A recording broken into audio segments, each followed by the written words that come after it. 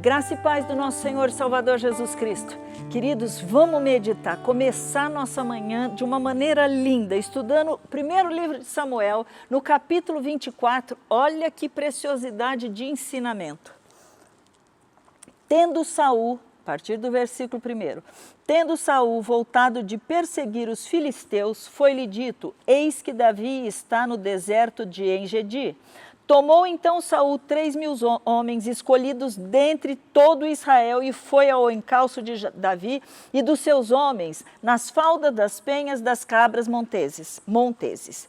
Chegou a uns currais de ovelhas no caminho onde havia uma caverna. Entrou nela Saul para aliviar o ventre. Ora, Davi e seus homens estavam assentados no mais interior da mesma. Então os homens de Davi lhe disseram: hoje é o dia da qual o Senhor te disse: eis que te entrego nas mãos o teu inimigo, e far-lhe-ás o que bem parecer. Levantou-se Davi e furtivamente cortou a orla do manto de Saul.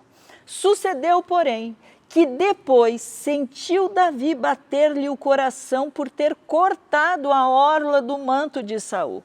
E disse a seus homens: o Senhor me guarde que eu faça tal coisa ao meu Senhor, isto é, que eu estenda a mão contra ele, pois é ungido do Senhor. Com estas palavras, Davi conteve os seus homens e não lhes permitiu que se levantassem contra Saul. Retirando-se Saul da caverna, prosseguiu o seu caminho. E aí diz a história que Davi então sai, ele já estava indo lá para frente, Davi sai e começa a chamar Saul. E mostra para ele: olha, eu podia ter te matado, você estava numa situação de fragilidade e eu podia ter feito o que Deus disse que ia fazer na minha vida. Você se lembra da história? Davi era um jovenzinho, tinha irmãos mais velhos, vai o profeta até a casa dele e Jessé apresenta todos os grandes, mas Davizinho estava cuidando das ovelhas. Quem era Davi?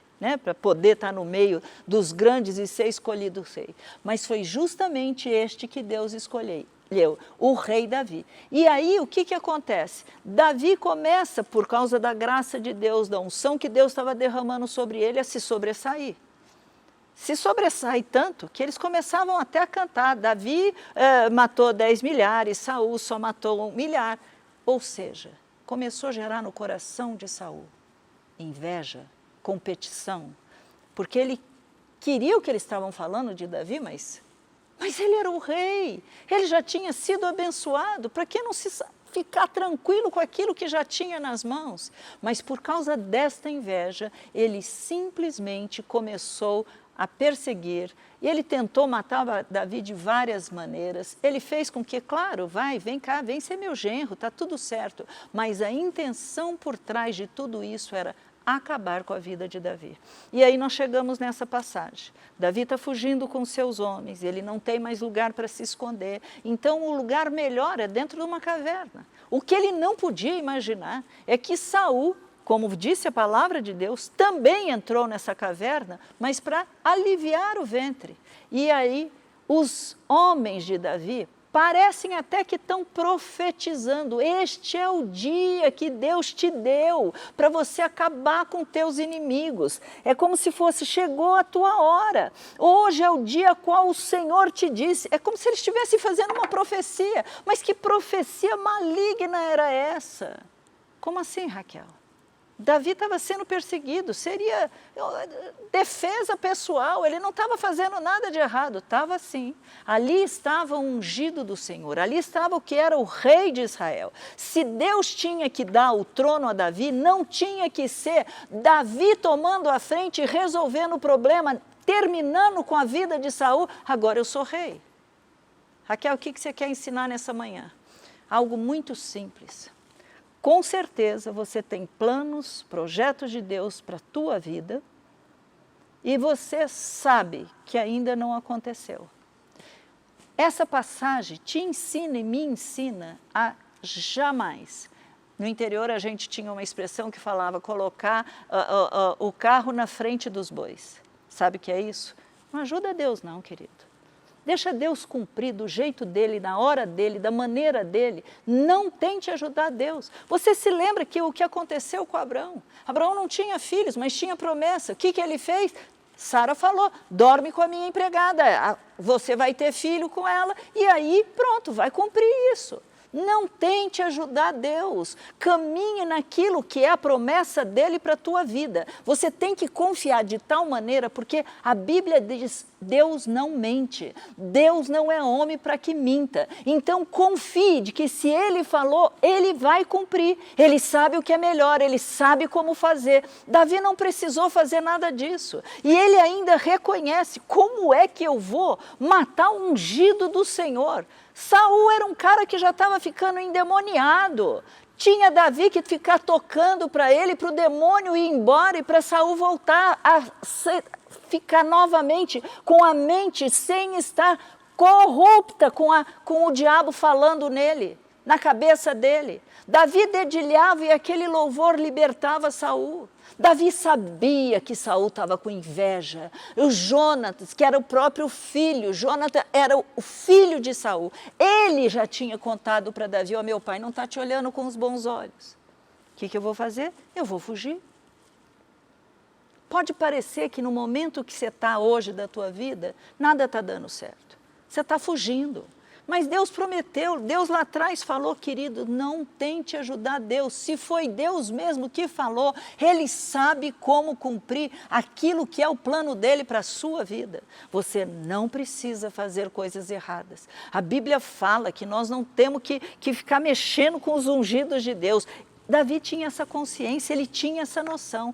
E ele ainda fala para os homens dele, não é para fazer nada disso. Ele acalma até mesmo os próprios homens, que achando, nossa, agora sim, agora você vai lá, mata o cara e pronto, nós vamos ficar, você rei, nós o seu exército. Não é assim, não é assim. A mensagem que eu quero te trazer para essa manhã, a meditação, aquieta teu coração. Confia em Deus que Ele sabe como cumprir, Ele sabe o que fazer. Você não precisa ajudar, você não precisa ficar criticando os outros, você não precisa ficar matando os outros. Você não precisa, querido. Aquilo que é teu, ninguém vai te roubar, porque Deus mesmo vai sair à tua defesa para fazer cumprir aquilo que é a promessa dEle para a tua vida. Você entende o que essa passagem quer dizer? Quando Davi chega e fala assim, ô Saul, olha, eu podia ter te matado, eu não fiz. Esta é a voz do meu filho Davi que eu estou ouvindo. Às vezes você está cercado por hipocrisia, por malignidade, por falsidade, por injustiça. Mas não ajude Deus. Não tome na sua mão, na sua força, pelo seu braço, a possibilidade de fazer algo. Deixa Deus ser Deus, Ele é craque, Ele sabe cumprir o que Ele te prometeu. Vamos orar?